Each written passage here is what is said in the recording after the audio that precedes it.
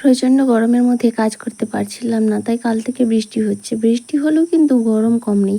তবে আজকে সকালবেলা ওয়েদারটা বেশ মনোরম লাগলো। আর আজকে মেয়ের স্কুলেরও ছুটি রয়েছে, সকালে টিউশন যাবে। তো টিউশন হলে অনেকটাই দেরিতে হয়, স্কুল হয় 5:30টার সময় ডাকতে হয়, আর টিউশন গেলে 6:30। 1 ঘন্টা সময় হাতে থাকে। আমি কিন্তু সেই 5টার সময় উঠি, তাই ঠান্ডা ওয়েদারে সাথে সময় পেয়েছি। আজকে আর কাজটাকে ফেলে রাখলাম না, অনেক দিন থেকে পরিষ্কার করব, এতটাই নোংরা হয়েছে কি বলবো বন্ধুরা। মাটির ঘর একটু বেশিই নোংরা হয়, আর আমি সত্যি কথা বলতে পরিষ্কার করে করে একদম পেরেশান হয়ে গেছি। যাই হোক, শুভ সকাল বন্ধুরা, কেমন আছো তোমরা? আশা করছি সবাই খুব ভালো আছো, আর আমরাও বেশ ভালো আছি।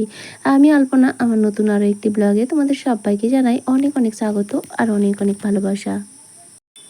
আজ হচ্ছে বুধবার, এখন ঘড়িতে সময় ওই সকাল 5টা মতো হবে। সকালের অন্যান্য কাজকর্ম যেমন ধরো বাসন ধোয়া, জল ধরা সবটা কমপ্লিট করে নিয়েছি, তবে ঝাড় দিতে বাকি রেখেছিলাম, একবারই করব বলে। তো চলো বন্ধুরা, আজ এখন থেকেই তোমাদেরকে সাথে নিয়ে আজকের ভিডিও শুরু করছি। আজ 1 জুলাই, মেয়ের স্কুল ছুটি বিধানচন্দ্র রায়ের জন্মদিন উপলক্ষে। তবে অন্যান্য স্কুলে পালন হচ্ছে, কিন্তু ওদের স্কুলটা অফ থাকবে। তো সেই জন্য আর আজকে কিন্তু আরও একটা বিশেষ আকর্ষণ আছে, তাই না? আমাদের মতো গৃহবধূদের, তাই না? তো আজ অন্নপূর্ণা ভাণ্ডারের টাকা ঢোকার কথা আছে প্রত্যেকের অ্যাকাউন্টে, তাই না? তো 3,000 টাকা। তো আমাদের কাছে এতদিন আমরা লক্ষ্মীর ভাণ্ডার পেয়েছি, সেটাও কিন্তু আমাদের অনেক হয়েছে। আর এখন যদি এটা পাও, এটাও আমাদের অনেক। কি বলো তো, কথাই আছে না, নেই মামার কানা মামা ভালো। আমরা তো আর চাকরি বাকরি করি না বা অন্যান্য ইনকাম কিছু করি না। তো আমাদের হাতে যদি অন্য কোথাও থেকে 500 টাকাও আসে, সেটাও কিন্তু অনেক।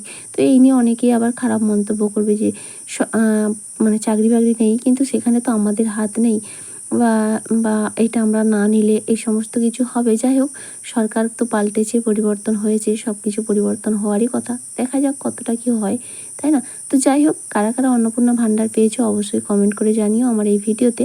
আর কারা কারা পাওনি তারাও জানিও। তো যাই হোক, আমি পেলে অবশ্যই জানাবো পরের ভিডিওতে। অ্যাপ্লিকেশান তো করেছি, কারণ প্রত্যেকে যারা যারা আছে আমাদের মতো অ্যাপ্লিকেশান করেনি এমন খুব কম মানুষ আছে, হয়তো নেই, তাই না? তো যাই হোক, বাদ দাও ওসব কথা, আমি আমার ভিডিওর কথা বলি। এদিকে দেখো, তোমাদের সঙ্গে গল্প করতে করতে আমি কিন্তু পুরো দুয়ারটা ঝুল ঝেড়ে নিয়েছি। মাকড়সার জাল এত পরিমাণ ছিল, কি বলবো বন্ধুরা, অনেক দিন পরিষ্কার করিনি। এই গরমের জন্য পারিনি, কিন্তু আমার অস্বস্তি বোধ কাজ করছিল, কিছু করার নেই। শরীরটাকেও তো খেয়াল রাখতে হবে, না পেরে জোর করে তার কিছু করতে পারি না। তো যাই হোক, ওদিকে ঝুল টুল ঝেড়ে নিয়েছি। আজ কিন্তু একটু নাতা দেবো। অনেক দিন থেকে মাটি এনে রাখা হয়েছে, তবে আমার মিস্টেক হয়ে গেছে। মাটিটা যে অতটা শক্ত সেটা আমি জানতাম না। জানলে আগের থেকে জল দিয়ে ভিজিয়ে রাখলে আমার কাজটা কিন্তু খুব ভালো হতো। আর এখন এই সদ্য সদ্য ভিজিয়ে নাতাটা দিতে অতটা ভালো হয়নি। যাই হোক, এদিকে কিন্তু মেয়েকেও তুলে দিয়েছি, 6:30 প্রায় মতো বাজতে যায়। তো মেয়েকে তুলে ওকে ব্রাশ করতে বলেছি, ওকে টিউশন দিয়ে আসবে। তোমাদের দাদাভাই বাড়িতে রয়েছে। আর আমার এই কাজকর্ম কমপ্লিট করতে মনে হয় আজ মানে আজকে সারাদিনটা আমার এভাবেই যাবে। তো যাই হোক, চলো তোমরা দেখতে থাকো। আশা করছি আজকের ভিডিওটা তোমাদের ভীষণ ভালো লাগবে। কোনো জিনিসকে যত বেশি পরিশ্রম করবে, মানে সব কিছুতেই তুমি যত বেশি পরিশ্রম করবে তত বেশি সুন্দর হবে, তাই না? সে পড়াশোনাও হোক বা নাচ গান, যাই হোক না কেন, যত বেশি পরিশ্রম করে সময় দেবে তত জিনিসটা ভালো হবে।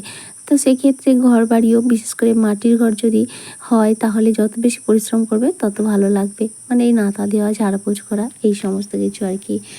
তো যাই হোক, তোমাদের সঙ্গে কথা বলতে বলতে এদিকে কিন্তু আমি শুরু করে দিয়েছি। ওপর দিকটা যখন হাত পোলাই না, সেখানে কিন্তু চেয়ারে উঠে দিই, তবে ভীষণ ভয় করে আমার। মানে চেয়ার টলটল করে, তো ভীষণ ভয় লাগে। তো ভয়কেও জয় করতে হয়, অনেক সময় জোর করে কিন্তু করতেছি। যাই হোক, চলো উপর দিকটা আগে আগে, মানে একবারে তো আর সম্পূর্ণটা দিতে পারবো না। যে দিকটা আমার অ্যাকোয়াগার্ড রয়েছে আজ দেবো না, কারণ ওই দিকটা সমস্ত জিনিসপত্র ভরা রয়েছে, ওগুলোকে খালি করে অন্য আরেকদিন দেবো, কারণ অ্যাকোয়াগার্ডটা সরাতে লাগবে ওই জন্য আর কি। ওই অ্যাকোয়াগার্ডের আগে পর্যন্তই দেবো। যাই হোক, চলো এদিকে তবু দুয়ারটা দিতে অতটা সমস্যা হয় না, কিন্তু রুমের ভেতর দিতে গেলে যে এত সমস্যা হয়। এত ফার্নিচারগুলো সমস্ত কিছু বের করে, সব জিনিসপত্রগুলো, হ্যাঁ বেশি ফার্নিচার নয়, এত ফার্নিচার বলেছি, মানে ফার্নিচার বের করে যা জিনিসপত্রগুলো আছে সমস্ত বের করতে, আবার গোছগাছ করতে বেশ কষ্ট হয়ে যায়। তবে দেবো, ঘরগুলোতেও দেবো, ইচ্ছা যখন হয়েছে অবশ্যই দেবো। এই বর্ষাকালে তো কাজ করতে ঠিক আছে, কিন্তু এই যে কাঁচা ধোয়া করলে শোকাবে না, আর যখনই তুমি ঘর বাড়ি পরিষ্কার করবে তখন তো কাঁচা ধোয়া অবশ্যই থাকবে, তাই না? যাই হোক চলো, এদিকে কিন্তু আমি টেবিলটার মধ্যে জলের বালতি রেখেছি আর একটা বালতিতে মাটি গুলে রেখেছি। আর এই যে দেখো চেয়ারে উঠে এইভাবেই কিন্তু আমি পুরোটা দিচ্ছি, তবুও সম্পূর্ণ দেয়ালটা হাত যায়নি, একেবারে ওপরটা কিন্তু দিতে পারিনি, বেশি বাড়াবাড়ি করিনি, কারণ একবার যদি পড়ে গিয়ে আমার কোমর বা হাত পা ভেঙে যায় তাহলে তো আমার অবস্থা খারাপ হবেই, তার সঙ্গে আমার স্বামী সন্তান এদের অবস্থাও খারাপ হয়ে যাবে, খেতেই পাবে না, এরকম একটা ব্যাপার। তো যাই হোক, তো অনেক সাবধানে কাজটা কমপ্লিট করলাম, পুরো দেয়াল যতটা দেয়ার দিয়ে নিয়েছি। এখন কিন্তু দেখো মেঝেটাও সুন্দর করে লেপে নিচ্ছি। আর ঘর বাড়ি এরকম যদি খালি থাকে দেখতে কিন্তু ভালো লাগে। এরপর কিন্তু আমি স্নান টান পুজো সব কমপ্লিট করে নিয়েছি, আর তোমাদের সঙ্গে একবার শেয়ার করে নিলাম ফাইনাল লুকটা। নাতা দেওয়ার পর কীরকম লাগছে, ওই যে উপরটা দেখছো খালি ওইটাই দিতে পারিনি। এখন বেজে গেছে 9টা মতো, চলো চটপট রান্নাবান্না করে নিই, আবারও কিন্তু গোছগাছের ব্যাপার আছে। এদিকে রান্না করতে শুরু করেছি, মুষলধারে বৃষ্টি, আর বৃষ্টির মধ্যে দেখছো রান্না করতে কি অসুবিধা হচ্ছে। কালকের দিন গেলে তবে গ্যাস বুক করতে পারবো, একটু শান্তি হবে, জানো তো বন্ধুরা। গ্যাস না থাকলে যে কী কষ্ট, যেহেতু আমার আলাদা কোনো রান্নাঘর নেই যেখানে উনুন থাকবে, তাহলে এতটা অসুবিধা হতো না। তো আমি যেখানে সেখানেই উনুনটাকে নিয়ে বসাই, রান্না করি, কিছু করার নেই আর কি। গ্যাসের যতদিন না ক্রাইসিস ছিল আমার কিন্তু কোনো সমস্যা ছিল না, আমি গ্যাসেই রান্না করতাম। কিন্তু যখন থেকে গ্যাসের ক্রাইসিস আরম্ভ হলো আমাকে এই ব্যবস্থা করতে হয়েছে উনুন, এই জন্যই আমি এই উনুন তৈরি করেছি যে যেখানে খুশি বসিয়ে রান্না করতে হবে। আর হ্যাঁ, নির্কুবনু কমেন্ট করেছে যে তুমি যেখানটা রান্না করো ওখানটা পরিষ্কার করে নেবে। কী বলো তো বন্ধুরা, এই যে এই সাইডটা না, এই সাইডটা আমাদের বাথরুম আছে, টয়লেট আছে, তো ওই জায়গাটা কেন আমি বসাই, আগে তো তোমরা দেখেছো আমি বাইরে বসাতাম, তো এখন এখানে বসাই, কারণ হচ্ছে যে যখন তখন বৃষ্টি চলে আসে, এই ওয়েদার, সেই জন্য বাধ্য আমাকে এখানটা বসাতে হয়। আর এখানটা পরিষ্কার করার মতো মানে সেরকম পজিশান নেই, জানো তো, তার জন্যই, নাহলে আমারও খারাপ লাগে গো। তো সেই জন্যই এখন দেখছো সেরকমভাবে রান্নাবান্না আমি তোমাদের সঙ্গে শেয়ার করি না, ওই কারণেই আর কি। যাই হোক, এদিকে মায়ের পড়ার টেবিলটা কিন্তু বাইরে বের করে দিলাম, কারণ ঘরের মধ্যে এত নোংরা করে, যত কাগজপত্র কাটে সব খাটের তলায় জমা হয়। আর এমনিতেই ছোট ঘর তো, টেবিলটা থাকলে নিচে পরিষ্কার করতে পারি না, ওই জন্যই বাইরে বের করে দিলাম, যেহেতু দিকটা খালি হয়ে গেল। আর খাবার যে টেবিলটা ওটা তোমরা খায় না, তোমরা দেখেছো, ওইটাকে ওই ধারে করে দিচ্ছি। এখন কিন্তু বাজে বিকেল 4টে মতো, রান্নাবান্না কমপ্লিট করে খাওয়া দাওয়া করতে করতে প্রায় 3টে বেজে গেছে। তার মধ্যে দুপুরে একটা খারাপ ঘটনা ঘটে গেল, তোমাদের দাদাভাইয়ের হাত কেটে গেল, প্রায় আধা ঘন্টা 40 মিনিট ধরে রক্ত থামাতে পারি না। তারপর অনেক কিছু করে টোরে রক্ত বন্ধ করার পর ও স্নান টান করলো, তারপরে খাওয়া দাওয়া করে উঠতে 3:30। আধা ঘন্টা শুয়েছিলাম, ওই অন্নপূর্ণা ভাণ্ডার নিয়ে খবর দেখছিলাম, এখনও পর্যন্ত কোনো রেসপন্স পাইনি, মানে কিছুই জানতে পারলাম নি। তবে যাই হোক, জানলে অবশ্যই আমি পরের ভিডিওতে জানাবো। আর তারপর ভাবলাম না, শুয়ে থাকলে তো হবে না, আমার কাজগুলো কমপ্লিট করতেই হবে। তো যাই, এই পর্দাগুলো না ধুয়ে দিয়েছিলাম, সকালবেলা উঠেই আগে পর্দাগুলো খুলে কেচে দিয়েছিলাম। তো সেগুলো অর্ধেক শুকিয়েছে, কারণ ওই যে বৃষ্টি তো হচ্ছেই, আর বাইরে বের করতেও পারিনি।